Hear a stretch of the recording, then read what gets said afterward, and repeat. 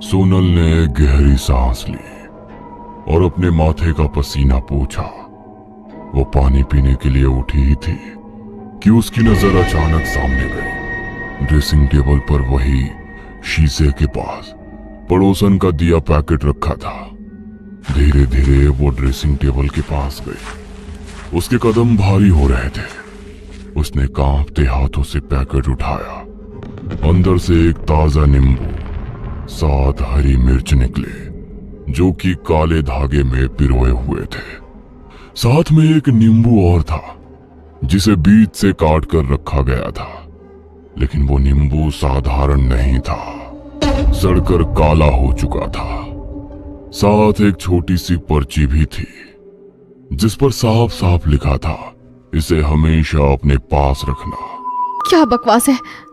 नहीं, दुल्हन को ऐसा तोहफा कौन देता है? हो क्या रहा है मेरे साथ? उसने झुंझलाकर वो नींबू मिर्च दूर फेंक दिया। वो फर्श पर गिरा और लुढ़कता हुआ ड्रेसिंग टेबल के नीचे जाकर रुक गया। सोनल वापस बिस्तर पर लेट गई। अगला पूरा दिन बीत गया।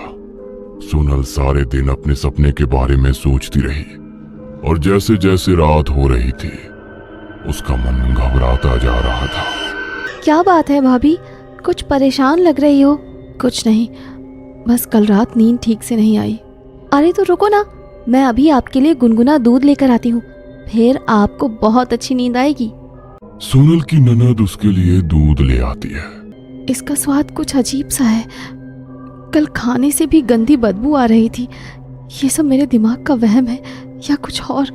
अरे भाभी, क्या सोच रही हो? हमारे यहाँ गाय का शुद्ध दूध आता है, शहर के पैकेट वाले जैसा नहीं। आप आराम से पियो, सब ठीक है। पता नहीं यहाँ के खाने का ऐसा अजीब सा स्वाद क्यों है। मुझे नहीं पीना। कल राहुल आ जाएगा और परसों मैं यहाँ से चली जाऊंगी, बस। सोनल ने जैसे तैसे खुद को संभाला और बिस्तर पर लेट गई, लेकिन नींद उसकी आंखों से कोसों दूर थी।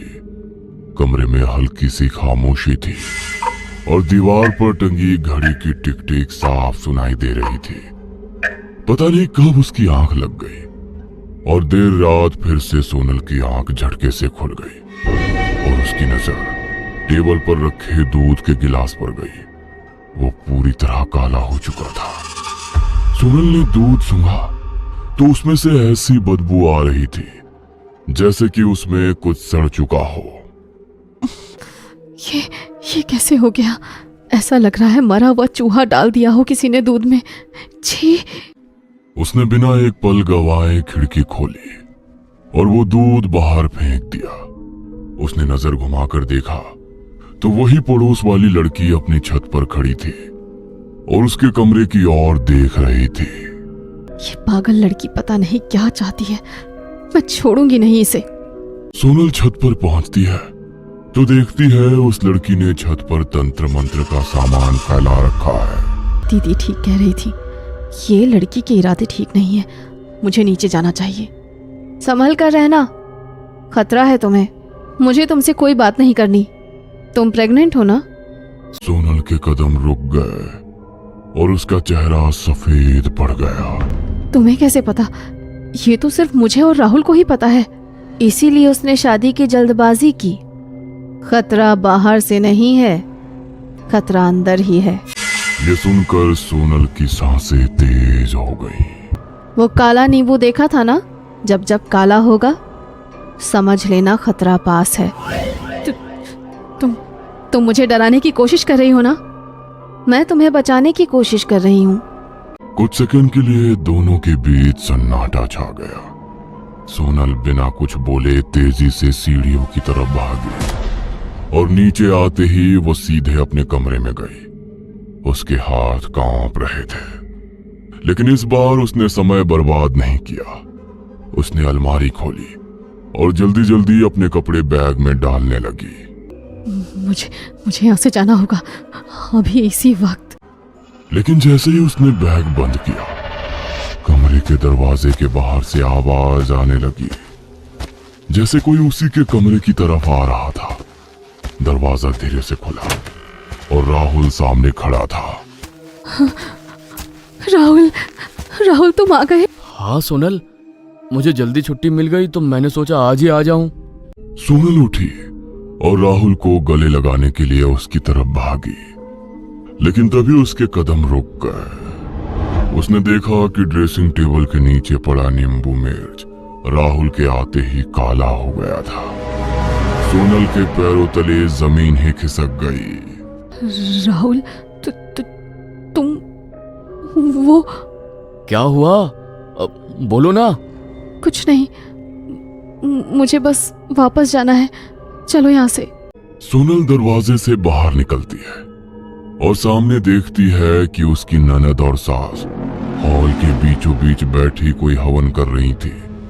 वो दोनों बहुत डरावनी लग रही थी और राहुल सोनल का हाथ पकड़कर पीछे कर लेता है। अभी नहीं सोनल, हम बाद में घर जाएंगे। नहीं, मुझे अभी जाना है, तुम यहीं रुको। अब मैं इस पागलपन का हिस्सा नहीं बन सकती हूँ। सोनल फिर से बाहर जाना चाहती है, लेकिन तभी राहुल उसे पकड़कर अंदर बेड पर धकेल देता है। मैंने कहा ना, हम कहीं नहीं जाएंगे। चुपचाप यहीं पड़ी रहे, वरना अच्छा नहीं होगा। राहुल का ये बदला अंदाज देखकर सोनल चौंक जाती है।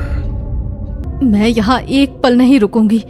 यहाँ मेरे बच्चे को खतरा है, चाहे मैं इस खिड़की से नीचे कूद जाऊं, लेकिन इस घर में नहीं रुकूंगी। सोनल कूदने की कोशिश करने लगती है और राहुल उसे जोर जबरदस्ती से रोकने लगता है। तुम सबकी सब एक जैसी ही हो। तुम्हें अपनी जान प्यारी नहीं होती है। लगता है तेरा खेल भी खत्म करना पड़ेगा। चल चल। राहुल सोनल को घसीट कर बाहर ले जाता है, जहां पर उसकी माँ और बहन हवन कर रहे थे, और सोनल को वहीं ले जाकर पटक देता है।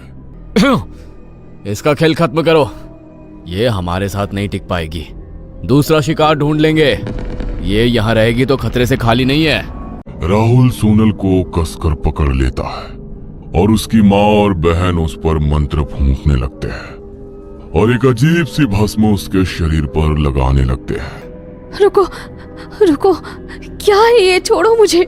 इसे ये भस्म खिला दो, ये अपने आप बेहोश हो जाएगी और दूसरी दुनिया में पहुंच जाएगी, जैसे कि हम इसके खाने में मिलाकर दे रहे थे। उसके बाद ये खुद ही पागल हो जाएगी और हमें ज्यादा कुछ नहीं करना पड़ेगा।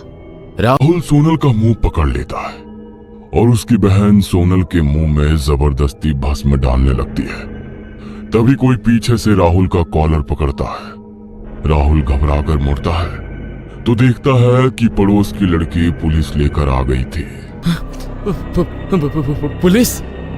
तेरे खिलाफ पहले भी 2 बार कंप्लेन आई थी, लेकिन सबूत ना होने के कारण तू बच गया। मगर आज तू रंगे हाथ पकड़ा गया है। अब तो तू लंबे वक्त के लिए अंदर गया। पकड़ो इसे और इसके पागल परिवार को।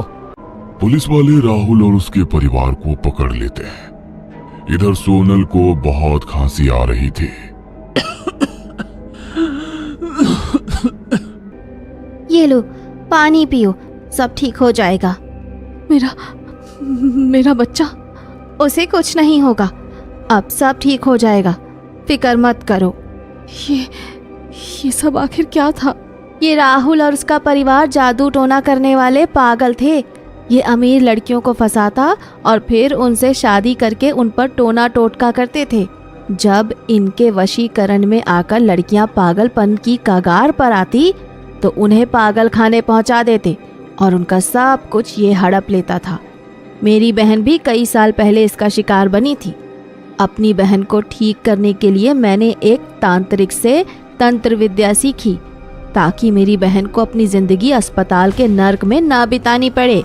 अपनी बहन को तो मैंने बचा लिया, लेकिन जब तुम्हें यहाँ आते देखा तभी समझ गई इनका अगला शिकार तुम हो। इसीलिए तुम्हारी रक्षा के लिए नींबू मिर्च दिया था। शुक्र है भगवान का तुम ठीक हो। सोनल को अपने कानों पर यकीन नहीं हो रहा था, लेकिन आज उसे एक नई जिंदगी मिली थी। तुम्हारा बहुत बहुत शुक्रिया, तुमने मेरी और मेरे बच्चे की जान बचाई, वरना पता नहीं आज क्या हो जाता। तुम जितनी जल्दी हो सके यहाँ से निकल जाओ।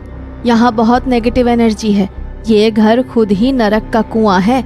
ये नींबू मिर्च साथ रखना, तुम्हारे बच्चे की रक्षा होगी। अब जाओ।